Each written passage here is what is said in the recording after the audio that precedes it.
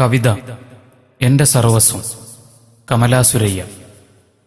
ഇനിയെങ്കിലും നിന്റെ പാട്ടു നിർത്തുക, ഓ വിദൂര ഗായക.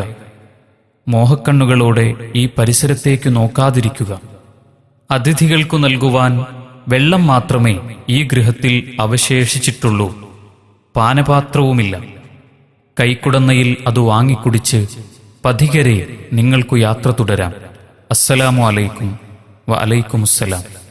ഞാൻ സ്നേഹിക്കുന്നവനെ നിങ്ങൾ ദർശിക്കുകയില്ല. അവന്റെ പദവിന്യാസം നിങ്ങൾ കേൾക്കുകയുമില്ല. പക്ഷേ കടലിൽ ഉപ്പെന്ന പോലെ അവൻ എൻ്റെ വീട്ടിൽ നിറഞ്ഞു നിൽക്കുന്നു.